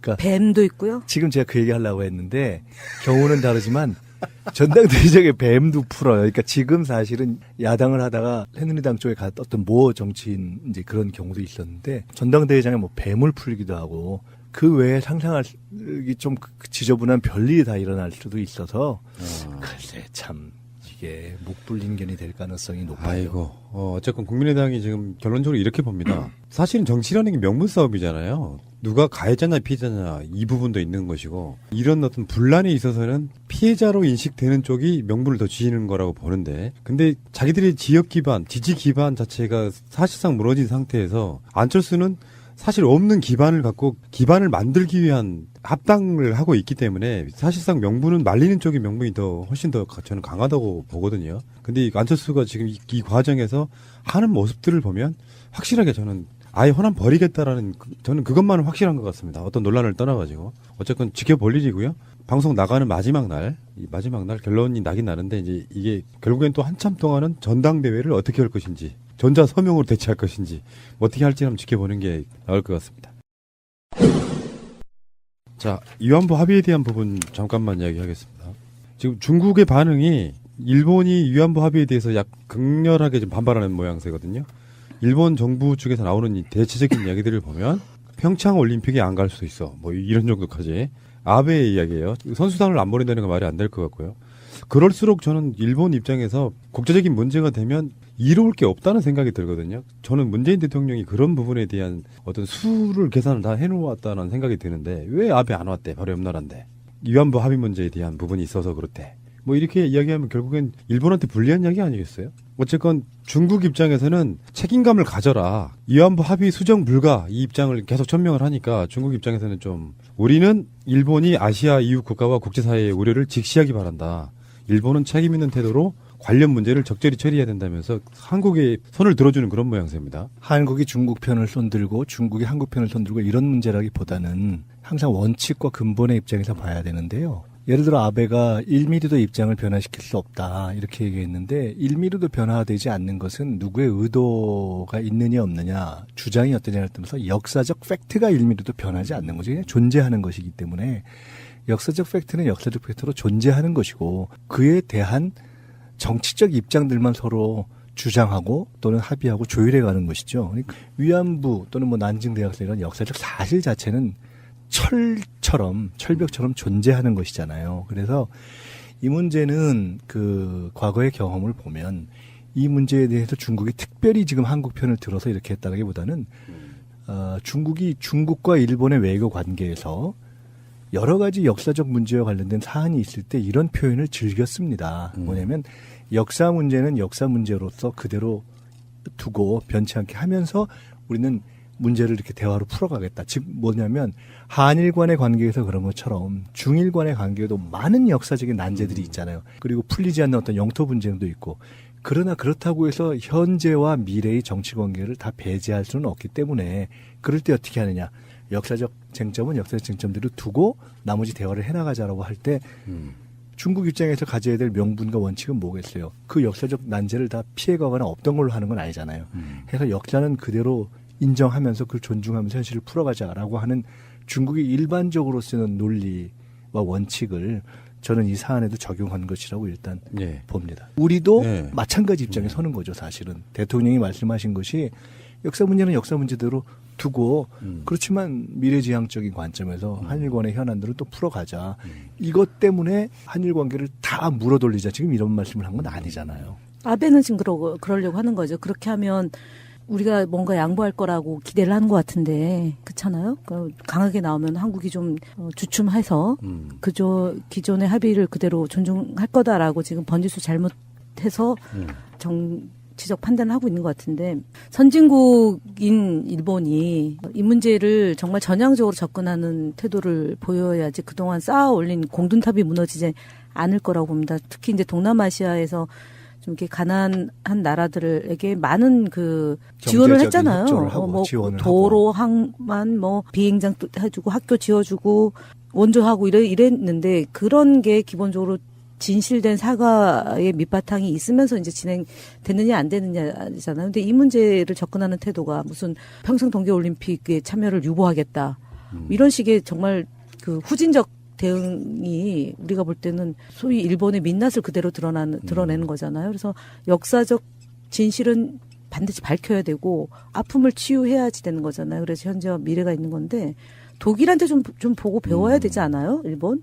그러니까 지금 위안부 문제만 해도 일본이 각계격파를 시도한 거예요. 중국을 제외하고. 중국만 40만 명 위안부가 동원됐다고 그러고 현재 남아있는 위안부는 우리나라보다 적어요. 신고된 분들만 15명이 남아있다 그러는데 중국은 용서하지 않고 있는데 한국만 조약도 아니고 이명 계약이 있는 합의로 일본에게 면죄부를 준 거거든요. 그런데 실제로 거기에 대한 국제법적 해석을 보니까 인권에 관한 문제 이 부분은 원천적으로 무효랍니다. 당사자들이랑 합의 없는 어떤 권력들끼리 합의는 조약이든 뭐든 간에 무효고 조약도 아니고 그리고 그 송기 변호사 말에 의하면 지금은 탄핵을 당했지만 이게 임용 계약 이런 부분이 그냥 드러난 부분이라면 정말로 대통령 탄핵 사유 중에 하나가 된다. 그런 정도로 엄중한 그런 거였고요. 그리고 국제인권법과 정면으로 배치되기 때문에 이 자체는 조약이 돼서 국회에서 통과된 사안이라고 할지라도 무효화시킬 수 있다는 거예요. 해석이. 조금 정리해서 말씀을 간단히 드려보자면 첫째는 근본적으로 한일 지난 정부 시기에 있었던 그것이 합의냐 조약이냐 공동선언이냐 발표냐 이에 대해서는 어떻게 규정할 것인가와는 별도로 불가역적으로 위안부 문제에 대해서 서로 이야기하지 말기로 하자라고 하는 그것은 근본적으로 원천 무효라는 거죠. 그것을 만약에 조약적 지위 또는 법적 지위를 요구한다면 쉽게 얘기하면 이런 거죠. 우리가 이제 계약을 할 때 당사자끼리 자유롭게 하는 거잖아요. 이게 이제 어떤 시민 사회에서 우리가 근대 현대 사회에서 근데 그때도 우리가 반인권적인 계약 또는 반사회적인 계약 이걸 인정하지 않잖아요. 예를 들어 뭐 야 마약을 얼마씩 뭐 이렇게 팔기로 하자. 예를 들어 이런 것을 우리가 정당한 계약이라고 봐서 존중하지 않잖아요. 또 내가 저 하청 줄 테니까 누구 좀 죽이고 와라 이런 거 인정하지 않잖아요. 그런 것처럼 국제적으로도 근본적으로 반인류적이고 반인륜적이고 반인권적인 건 인정하지 않죠. 가령 동유럽에서 인종학살을 했는데 그것을 한 세력과 어떤 다른 세력, 피해가 된 세력 중에서 이후에 정권을 잡은 세력 가운데 야 이거 있었던 일 당사자들 상관없이 일단 털기로 하자. 또는 나치가 2차 대전 전쟁 범죄가 있었는데 그 전범 후예와 또 어떤 다른 세력들 간에 이 문제는 그냥 없는 걸로 털기로 하자. 이거 자체가 존재 가능하겠어요? 그러니까 그 이후에 독일 정부가 진정성 있는 사과를 하고 피해 구제를 하고 어떻게 풀어나갔는가와는 별도로 만약 지금 일본식으로 했다 하면 그 자체가 존재하겠냐고요. 그러니까 정상적으로 인정되겠냐고요. 그러니까 안 되는 거라는 거죠. 그렇기 때문에 그런 의미에서 이것은 원천적으로 반인권적인 것인데 근본 무효라는 것이고요. 두 번째로는 실제로 그것을 어떤 그 반인륜적인 원천 무효 성격을 떠나서 합의가 그런 법리적 효과를 갖는 것으로 이루어졌는지 아닌지에 대해서도 지금 애매모호하잖아요. 설명이 있네 없네 이것이 지금 뭐 있다고도 하고 없다고도 하잖아요. 그러니까 그 자체로서도 지금 문제 제기가 되는 것이고 그런가 하면 이제 아마 송 변호사가 제기한 건 이런 거겠죠. 이건 아마 이제 이 문제에 대해서는 책임 사유를 일본 정부에 대한 역사적 책임을 묻는 것과 어쨌든 한국 정부, 지난 시기에 한국 정부에 대해서 묻는 것이 있을 텐데 자, 이게 조약이니까 못 바꾼다. 이게 조약이니? 왜? 그러면 조약이면은 국회 동의 거쳤어야 되는데 안 거쳤잖아. 그럼 조약 아니네? 조약 아닌데 왜 못 고치지? 일들이 이럴 수 있는 거기 때문에 조약이라고 너네가 주장하니? 그럼 너네 잘못했네? 그래서 안 되는 것을 그 요건을 거치지 않고 조약이라고 주장했기 때문에 탄핵 사유라고 하는 것이고 그래서 그런 요건을 거치지 않아서 조약이 아니라면 그럼 왜 못 고쳐? 이제 조약이라는 건요. 국제법에서 꼭 무슨 조약이라고만 해서 국제법적 조약이라고 안 하고 때로는 합의라고도 하고 심지어 어떤 선언이라고도 하고 뭐 공동 커뮤니케라고도 하고 그래요. 근데 뭐 그런 다양한 것이 있을 수 있는데 어쨌든 그런 것을 거치지 않은 것에 대해서 이제 다양한 측면에서 이런 문제 제기가 나갈 수 있는 것이죠. 그래서 이것을 갖고 아베 정부가 이미 지금 사안에 대한 진실이 하나하나 드러나고 있는 상황에서 저렇게 얘기하는 것도 잘못이지만 우리 입장에서는 이것을 또 전 정부의 잘못을 들치자 마냐 이런 걸 떠나서 실제로 어떻게 되는지 좀 확인해 볼 필요가 있는 거죠. 그러니까 그게 지금 아마 송기호 변호사가 이거를 공개 욕을 한 거죠. 그렇죠. 외교부에 해당 문건 자료 공개해달라고. 이런 건 사실은 상당히 전향적으로 검토해야죠. 그 트럼프가 국가 간의 조약인 FTA도 재개정하자고 할 수 있는 것처럼 그 신성 불가침한 건 없는데 아베는 그게 불가역적이라고 생각하는 부분이 물론 이 용어도 대한민국 쪽이 먼저 나왔다는 이야기인 거 보면 결론적으로 그런 거 아니겠어요? 정권이 바뀐 부분이라면 최소한 다른 건 몰라도 받은 돈은 돌려줄게. 그 이후에 재개정하든 뭐 하든 얘기를 다시 해야 되는 거 아니야 이거잖아요 지금. 돈이 문제인 경우가 있을 수 있거든요. 그러니까 말도 안 되는 금액을 툭 던져놓고 사실상 서명 사인하고 국회를 통과시키는 절차를 생략해버리고 돈부터 받아서 돈 받은 것 자체가 불가역적이다 이렇게 표현하는 게 아닐까 이런 생각을 해봤거든요. 정말 부도덕한 그런 정권이었다. 그러니까 이 문제는 아베 측에서도 일본 측에서도 사실은 이야기를 하고 반론을 국제적 무대에서 서로 공식적으로 펼치면 펼칠수록 그렇죠. 사실은 스텝과 논리가 꼬일 겁니다. 근데 우리는 한편으로는 그것을 공격하는 것만이 능사가 아니고 또한 한일 관계라는 게 있잖아요. 그러니까 그것을 정부가 어떻게 짚을 걸 짚고 풀어갈 걸 풀어가느냐 하느냐가 참 쉽지 않은 건데 아까 말씀에서 나온 것처럼 아랍에미리트 이번 건 같은 것처럼 남북 관계도 그렇고 개성공단도 그렇고 지금 싸질러 놓은 걸 하나하나 치우는 입장이잖아요. 그래서 참 그런 거죠. 또한 어쩌면 위안부 합의에 대한 문재인 대통령의 태도가요. 사드 문제를 좀 상쇄시키는 부분이 있을 것 같다는 생각이 들었어요. 그리고 아베도 아까 말씀하신 것처럼 그래서 어떻게 된 건데 결과가 10억엔 주고 땡쳤대.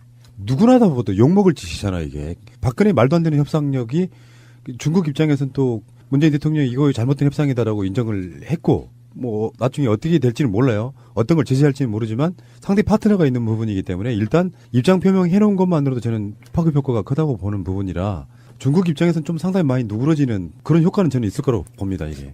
일본의 태도 때문에 중국이 뭐 우호적으로 했다 이렇게 보기는 어려울 것 같아요. 사드는 사드고 위안부는 위안부고 그렇죠. 그렇게 봐야 되는 게 맞는 것 같고요. 특히 일본의 지금 이런 태도가 우리가 이제 이런 거지 않습니까? 탄핵과 그다음에 촛불과 이런 걸 경과하면서 대한민국의 국민들의 그런 인식 수준이 매우 높아졌고 국격도 높아졌는데 자유한국당이나 일부 야당에서 국민과 대한민국을 대하는 태도가 이전하고 달라지지 않았듯이 일본이 혹여라도 문재인 정부가 등장한 것이 그냥 정부가 바뀌었다는 정도 수준으로 이해하는 것이 아니라면 대한민국이 근본적으로 바뀐 거고 그러네요. 근본적으로 혁신되고 적폐청산과 제조산하를 위한 온 국민의 뜻을 담아서 문재인 정부가 국정을 운영하고 있는 거 아니겠습니까? 외교통일 안보 분야도 마찬가지이기 때문에 이 자국의 국민들의 든든한 기반 위에서 운영되는 정부에서 책임 있게 얘기하는 말에 대해서 무게감을 갖고 일본 총리가 또는 외교부에서 잘 처리를 해야 된다. 특히 이제 강경화 장관이 장관으로 발탁되게 된 주요한 배경 중에 하나가 이 위안부 문제 아니겠습니까? 유엔 국제사회에서의 위안부 문제를 제대로 규명해내고 일본으로부터 사죄를 받아내야 된다라는 그런 책무를 갖고 있는 분이기 때문에 더더욱이나 이 무게감을 갖고 접근을 해야 되는 게 있고 사실 얼마 전에 3일 전에 이제 독일 대사랑 추미애 대표가 면담을 했어요. 거기서 비공식 때 나온 얘기가 이 위안부 문제에 대해서 한국 정부의 생각이 무엇이냐라는 질문을 독일 대사가 했고, 그때 이제 대표께서 과거의 잘못을 제대로 바로 잡아야지만 미래에 그런 잘못이 없다는 점을 강조했고, 그러니까 그 독일 대사는 우리가 이스라엘에 잘못했던 문제를 가지고 또 계속 매년 서로 이제 기억하는 행사를 한다고 했고, 그래서 추 대표가 독일도 우리 이 일본 위안부 문제에 대해서 관심을 갖고 좀 접근했으면 좋겠다라고 주문을 했어요. 그래서 저는 일본 위안부 문제가 물론 이제 일본하고 당사국 간의 그런 외교적인 것도 중요하지만 유엔이나 EU 특히 이제 그런 역사적 아픔을 겪었던 나라들과 공조를 통해서 일본을 압박해서 정말 진심 어린 반성과 사과를 통해서 이 문제를 풀어나가는 것이야말로 선진국인 일본의 그런 현주소다라는 점을 해야 되고, 당으로서는 목전에 있습니다. 그 일본을 이제 4대 국 중에 유일하게 지금 일본을 방문을 안 했거든요. 아직 못 하고 있는데 이 문제가 결국은 이제 물론 셔틀 외교를 복원하겠다는 대통령의 말씀도 있었고, 과거사는 과거사고 또 셔틀 외교는 셔틀 외교다라고 한 점도 있지만, 어쨌든 당으로서는 일본 이 문제를 갖고 정말 현실에 대한 파악을 잘 할 수 있도록 저희 당이 해야 될 일이 매우 막중하다라는 점을 갖고 있습니다. 국민들은 국가의 존재 이유가 무엇이냐고 물었습니다. 어려울 때 국가가 지켜주고 있다는 믿음을 주어야 그것이 국가의 존재 이유입니다. 2017년 마지막 방송이었고요. 2017년의 마지막 방송의 횟수는 83회고요. 그리고 이제 내년이 되면 횟수로 3년차 방송을 들어가는 것 같고요. 자, 어쨌건 정말 다사다난했던 올해 우리 이제 원장님이나 대변인님 두 분 다 촛불 전국 거치고 대선 거치면서 그 바쁜 와중에서도 어떻게든지 방송들을 열심히 하셨고요. 그리고 우리 역사의 길이 남을 1980년, 1987년을 기억하듯 2017년도 오랜 시간 동안 기억에 남을 만한 그런 해가 아니었나 싶은 생각이 들고요. 내년에는 정말 문재인 대통령으로 시작하는 온전한 첫 해이기도 하고요. 그래서 내년에는 논란보다는 정말 좋은 소식들만 전해지는 그런 방송이 됐으면 좋겠다 생각이 들고, 두 분도 정말 많이 고생하셨고요. 내년에도 고생을 더 해주시기 바랍니다. 새해 복 많이 받으십시오. 고맙습니다. 감사합니다. 새해 복 많이 받으세요.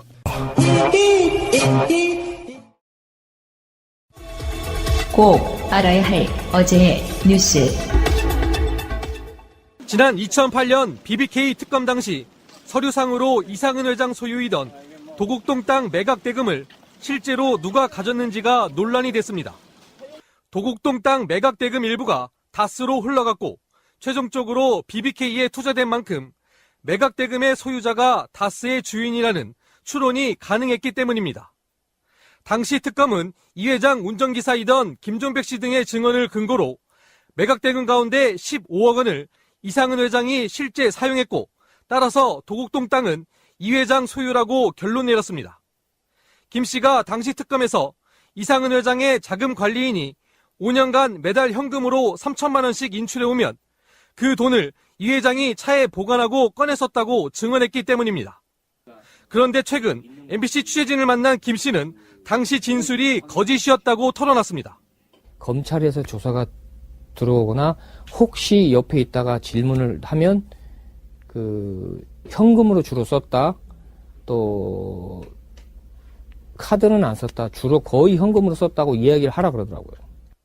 당시 특검은 이 회장이 현금을 주로 쓰는 습관이 있다고 했지만 오히려 그 반대라는 게 김 씨의 말입니다. 뭐 현금을 차 트렁크에 신문에 싸서 싣고 다녔다 그러는데 그거는 다 거짓말이에요. 15년을 모셨는데 절대 현금 안 씁니다. 이상은 회장이 안 썼으면 누가 썼겠습니까? 그렇다면 김 씨는 왜 거짓말을 했을까? 운전자 김 씨는 이상은 회장의 아들인 동영 씨가 자신에게 거짓 진술을 종용했다고 주장했습니다.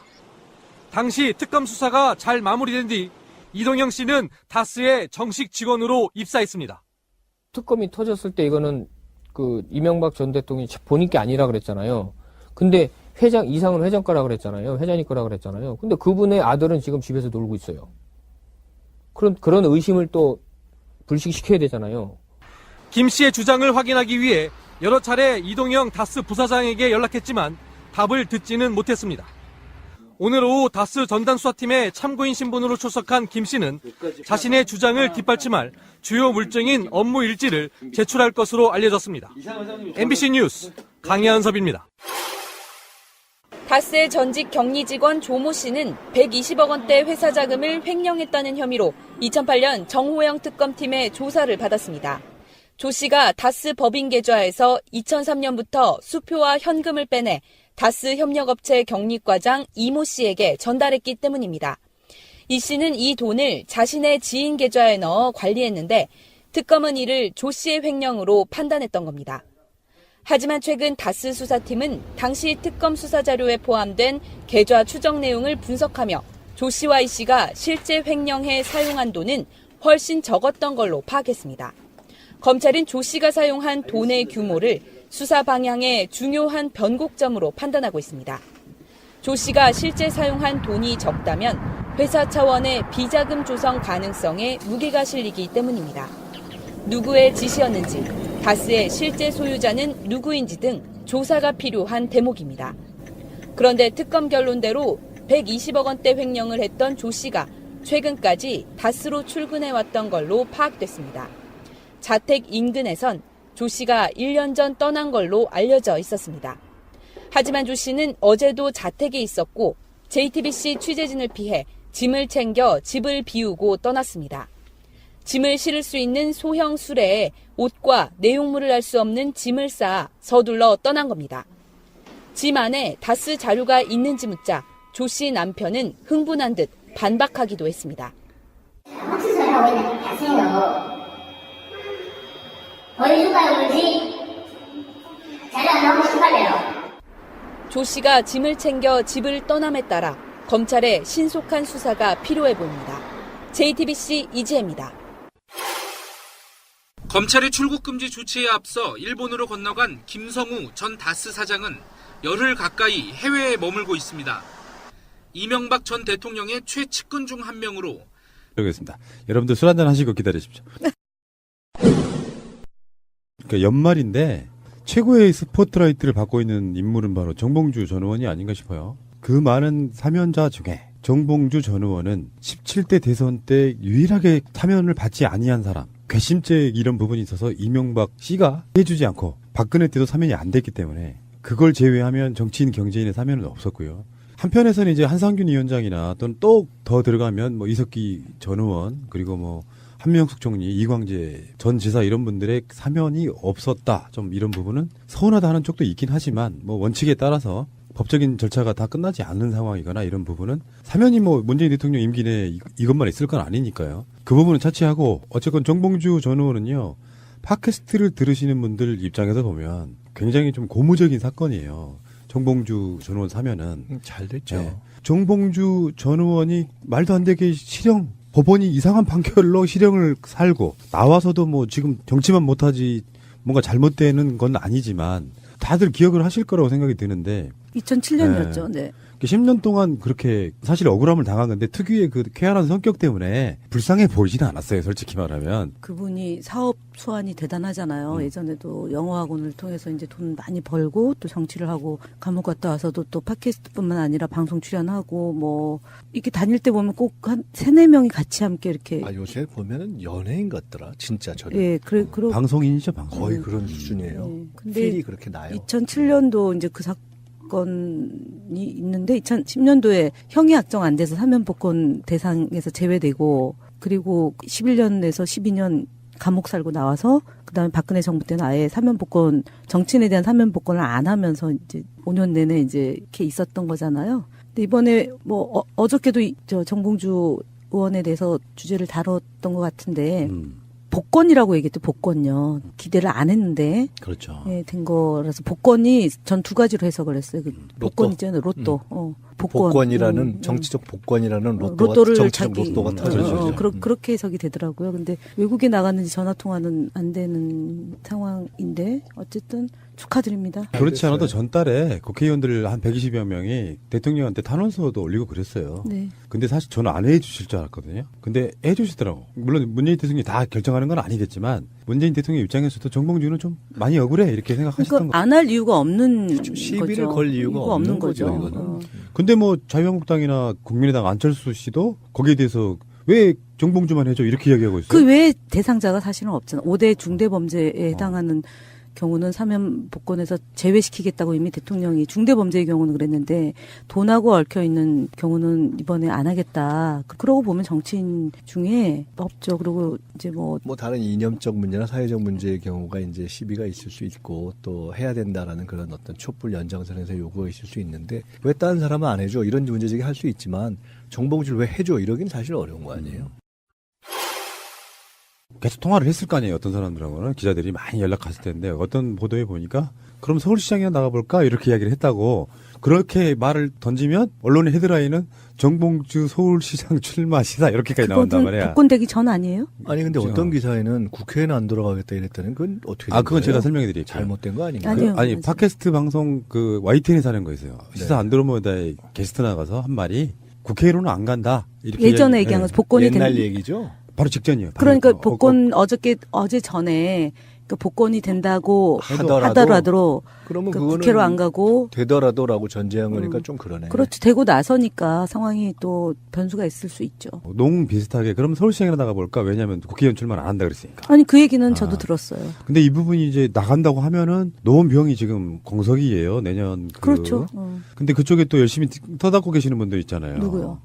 저희 쪽에 네, 황창화 위원장도 있고 뭐 김성환 구청장도 생각이 좀 있죠. 국회의원을 이제 다시 하고 그래 돌아간다고 생각하면 정봉주 의원이 노원에서 정치를 했고 노원에서 출마를 다시 해서 완전한 복권을 완성하는 것은 상당히 설득력이 있을 거예요. 낙검수에 그게 이제 후예들이 이런 팟캐스트를 하고 있는 거고 그 당사자들도 다 하고 있잖아요. 뭐 김어준, 비자금 조성 의혹이 불거진 시기 대표이사를 지낸 검찰의 핵심 수사 대상입니다.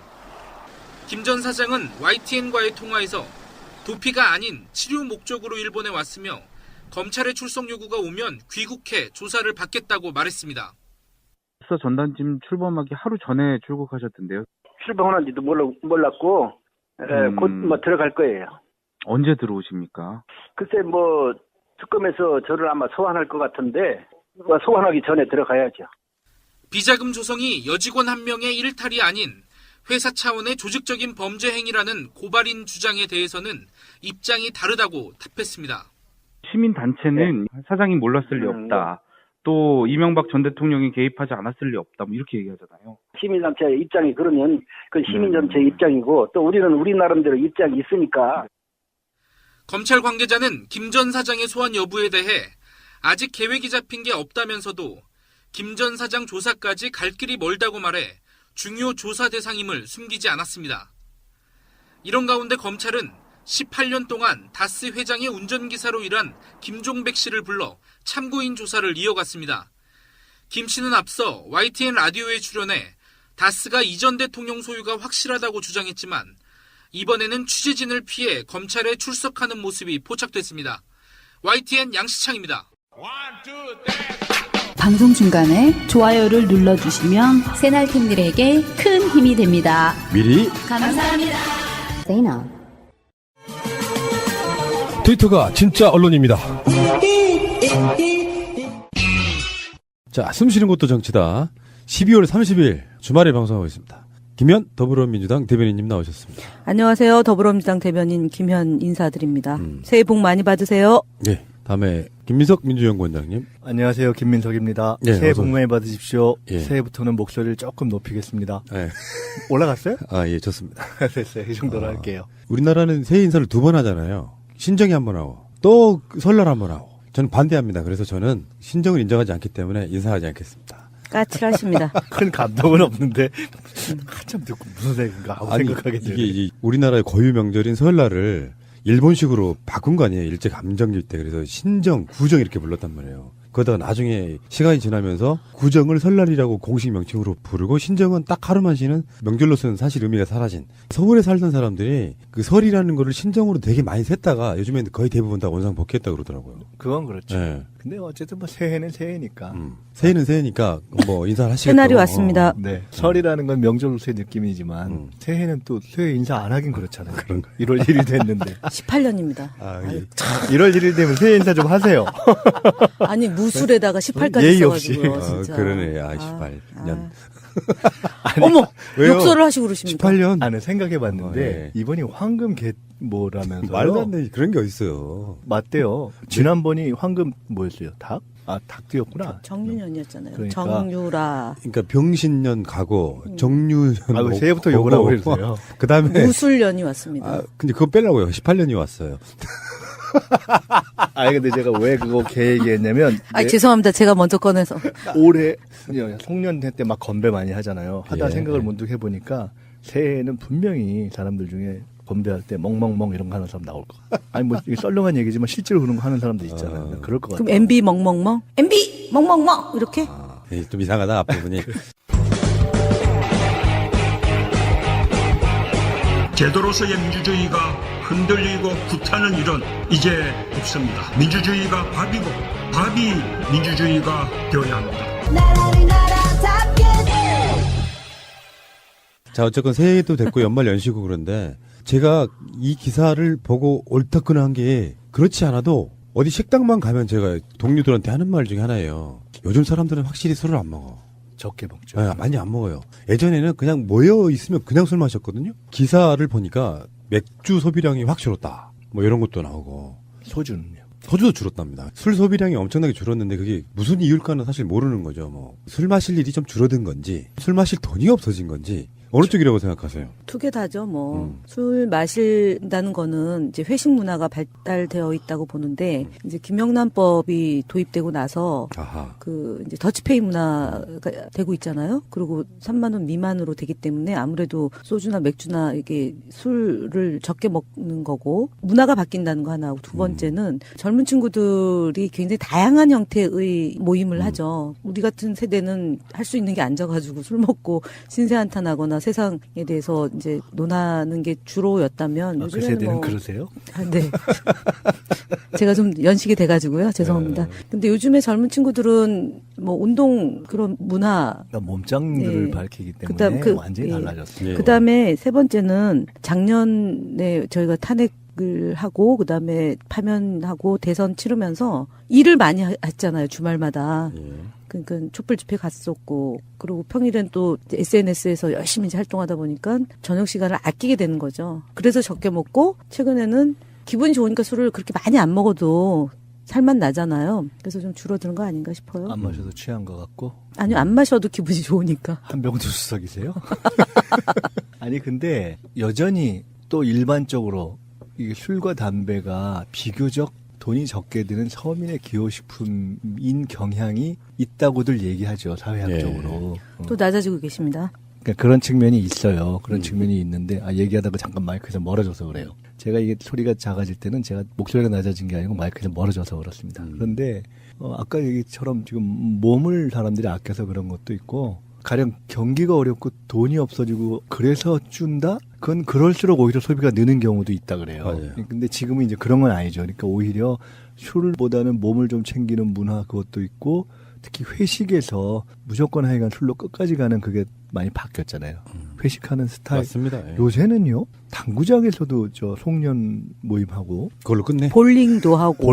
하고 뭐 영화 보는 경우도 많고. 그러니까 그 상당히 다양해지는 거죠. 아, 저희 사무실 지하에 지금 공사를 하는데 볼링장이 들어온대요. 락 볼링장? 뭔 볼링장? 락 볼링장. 그래서 볼링장이 들어서면 저도 볼링을 좀 배워볼까 싶어요. 볼링장에서도 모임을 많이 하더라고요. 많이 해요. 네, 네, 지역 그러니까. 같은 데서 보면. 좀 치십니까? 저는 뭐, 아니요, 저는 운동은 별로 즐기지 않는데. 학생 운동. 예, 저는 고개 운동하고. 그걸로 끝이었구나. 고개 운동, 학생 운동으로 저는 스포츠에 별로 관심이 없는데 한번 해보려고 이제 50 넘어서. 괜찮을 것 같아요, 볼링. 저는 좋아요. 민첩합니다. 근데 볼링이 재미있는데 볼링은 뭔 운동이 돼요? 균형 아닌가요? 균형. 몸의 균형. 균형? 네. 팔 운동도 되나? 그냥 사실 저는 이 볼링 정도는 놀이라고 생각하는 사람이죠. 그렇죠. 그 볼링 좋아하는 사람들한테는 그건 그러니까요. 어떤 건데요? 죄송합니다, 여러분. 운동이 되냐 이거잖아요. 계속 움직이면 운동이 안 될 건 없는데. 걷고 그다음에 몸의 균형 같은 놀이에 가깝죠. 사실 골프도 놀이에 가까워요. 그렇죠. 걷는 거잖아요, 골프는. 네. 지금 골프 매니아, 볼링 매니아. 저도 골프는 안 해요. 근데 죄송하고요. 그렇지. 술 얘기하니까 그렇지. 술이 많이 줄죠. 저만 해도 술이 20년 전, 30년 전에 비하면 뭐 술이 계속 저는 고등학교 때가 정점이었어요. 자, 그러면은 두 분께 떨어지고 있어요. 주량. 주량이 보통 자기가 알잖아요. 마시다 보면 이 정도 되면 내가 얼큰해지더라. 제가 보기에는 김현 대변인님께서는 소주 한 3병 정도는 술 좀 저는 하죠. 분위기가 주량이에요. 잘하죠. 분위기가 그러니까 정말 편안하게 사람 그러니까 한 뭐 3명에서 4명 정도 그러면서 이제 뒷담화 하잖아요. 한 50명 정도는 저희 한 4명 정도 있는 자리에서는 50명이 계산상에 올라갑니다. 좋은 사람하고 좀 이상하지 않아요? 막 이러면 거의 50명을 얘기하거든요. 숫자를 세봐요, 나중에. 누구 이래가지고. 그러면은 그냥 4시간 앉은 자리에서 4시간에서 5시간이죠. 자리 옮기는 거 별로 안 좋아해요, 저는. 소주 한 서너 병? 아니요, 그렇게 안 먹어요. 저는 사실은 이제 기자들하고 많이 자리를 하기 때문에. 그 정도 먹어요. 폭탄이잖아요. 이제 요즘에는 배부른지 이제 술이 좀 도수가 약해지니까 그냥 소주만 먹는 분위기가 또 만들어지던데 폭탄은 예전에는 뭐 한참 때는 점심 저녁으로 할 때는 소맥. 네, 그때는 김현 대변인은 좋아하는 스타일이죠. 저는 사람을 좋아해요. 그렇죠. 잘 마시지. 원장님은요? 소주 한 병은 드시죠, 그래도? 저는 고무줄인데 한 잔 마셔도 취할 때도 있고 한 10잔 소맥 마셔도 버틸 때 있고 그런데 평상시 때 다 안 좋아하시죠? 근데 기본적으로 저는 한 30대 이후에 쭉 줄기 시작해서 사실 최근 몇 년 동안 전 술 거의 안 마셔요. 그럼 저녁 때 사람들 만나면 어떻게 해요? 입만 대죠, 맥주. 아니요. 대충 마실 때는 거의 안 마셔요. 김민석 원장님이 정점이 언제냐면 2000년에서 2002년. 술과 관련한 아픈 기억도 많죠. 좀 있기 때문에. 저분도 뭐. 그래서 그때 이후로 제가 나 술을 멀리 해야 돼. 뭔지 알 것 같아. 근데 술을 끊고 나면요, 우리들 표현으로 하면 신간이 편해요. 시간이 많아요, 그러고. 그러니까 주중에 제가 일부러 한 하루 정도는 그 다음날 이제 방송 출연이 많은 날 있잖아요. 그럼 그 전날은 가급적 약속을 안 하거든요. 그러면은 시간이 진짜 많이 있더라고, 제게 주어진 시간이. 근데 이제 저녁에 사람 만나서 얘기 나누는 게 정말 에너지 소모가 많잖아요. 그리고 머리하고 말이 머릿속으로 생각하는 거하고 말로 나가는 거하고 막 기의 소모가 차이가 나죠. 그러니까 딱 굴려야 되지. 왜냐면은 언론이 만나가지고 혹여라도 말실수를 하거나 기사를 만들면 안 되잖아요. 기사를 안 만들게 하기 위한 노력을 굉장히 많이 하기 때문에 에너지 소모가 진짜 많은 거예요. 근데 이 얘기 하나만. 뭐 우리 같은 범인들은 사실 그거 따라하기 어려운 경지인데 이어령 선생님 있잖아요. 네네. 이어령 선생님이 젊은 시절 어느 때부터 저녁 약속을 안 했다는 거예요. 저녁 약속과 술 약속을. 그러니까 그때 동년배로 비슷하게 달려가던 분 중에 이 양반은 그때부터 그 저녁 시간을 책을 보거나 뭐 공부를 한 거예요. 그러니까 그게 몇십 년이 쌓여있으니까 얼마나 어마어마한 남들의 대비된 시간의 축적이에요. 그러니까 엄청난 지금 이제 내공도 쌓고 다양한 성취를 한 거잖아요. 다양한 이제 지금도 사실은 제가 이런 선생님 댁도 가보고 했는데 우리보다 훨씬 여러 가지에 대해서 얼리 어댑터거든요. 근데 그렇게 살면 어때요? 아니 그래서 제가 우리는 쫓아갈 수 없다 그랬잖아요. 삶의 방식이 다른 거죠. 그렇죠. 근데 혹시 듣는 분들 중에 뭔가 그렇게 해보고 싶다 하는 분들은 뭐 특별히 한번 해보세요. 근데 우리는 하기 어렵지. 그러니까 아까 지금 시간 얘기하셔서 그런데 저녁 시간을 그렇게 술 안 먹고 안 쓰면 확실히 뭐 시간이 엄청 남죠. 그게 제가 이제 문화인데 유럽이나 미국 같은 데 가면 이제 도심지 같은 경우는 24시간이지만 그렇지 않은 떨어진 데서는 저녁 6시 부면은 도시도 8시만 넘으면 우리나라에 뉴욕은 훨씬 조용하죠. 뉴욕은 24시간이잖아요. 근데 그런 데 보면은 유럽 같은 데가 문화가 발달하는 게 저녁이 길잖아요. 그죠? 오후 4시면 벌써 어둑어둑해지니까. 그래서 사람들이 개인적인 시간을 가지면서 이제 심취돼서 연구도 하고 예술적 소양이 길러지는 것도 있고 소설 뭐 이런 게. 집에 가서 마셔요. 술의 경지라는 게 있어요. 1단계부터. 술의 최고의 경지는 열반에 이르는 뭐 이런 게 있습니다. 술 먹고 술로 죽는 사람. 검색해보시면 나옵니다. 술의 경지가 있어가지고 최고의 고수는 술로 죽는 사람입니다. 최고지? 술 마시면서? 네, 그러니까 술로 인해 죽는 사람. 그게 그 경지고, 제가 한때 이제 한 7단계까지 올라갔던 사람입니다. 소주 한 10병에 맥주를 플러스해서 한 10병 정도 마실 수 있는 정도의 주량. 매일 같죠? 매일까지만 먹고요. 일주일에 한 2-3번? 그러다가 술을 끊고 나니까 정말 좋은 점은 딱 하나 있습니다. 아침에 이불킥이 사라집니다. 이불킥이 뭔지 잘 모르시는구나. 그게 뭐예요? 문득 깨는 순간 내가 간밤에 뭐 했지 하면서 벌떡 일어나는 거. 그게 이불킥이라고 하는데. 굉장히 고통스럽게 그렇죠. 막 주마등처럼 기억을 훔쳐가면서 못하는 야, 상황. 이게 정말 창피하다. 간밤에 내가 뭐 했지 기억이 안 날 때는 정말 상상을 초월하는 고통이거든요. 기억이 저도 20, 30대 때는 네. 기억이 안 날 많았어요. 수도 있는 거죠. 아니 그게 실수했을까봐. 늘 그렇게 돼요 그때는 매번 필름이 한번 끊기면요 그게 습관이 돼가지고 계속 실수. 그럼 그게 술을 먹는 거죠. 그렇죠. 사람이 술을 먹는 게 아니라 술이 사람을 먹는 자 거예요. 오늘 방송은 정치 얘기 빼고 술 얘기 할까요? 아니요. 제가 할 말 이렇게 많은데. 아유 아니요 그러지 마세요. 그 제가 잘 아는 그 다큐 감독이 한 분 계신데 제가 다큐를 좋아하잖아요. 근데 그분이 이렇게 술을 드시면 어느 단계 이상 가면 딱 그 단계가 되거든요. 그래서 갔던 곳마다 그런 일화를 만드는 거예요. 그래서 그분은 갔던 곳을 다시 가기를 너무 싫어해요. 너무 창피해. 거기서 내가 어떻게 했지? 해가지고 늘 새로운 곳을 개발해요. 자 마지막으로 상식 하나만 알려드리겠습니다. 술을 먹고 토하잖아요. 이건 술에 취한 게 아니에요. 술에 체한 겁니다. 그렇죠. 체한 거예요. 네. 그건 뭐. 술에 체한 것. 그래서 술 먹고 나서 속이 불편할 때 할명수를 드세요. 알겠습니다. 잠시 후에 다시.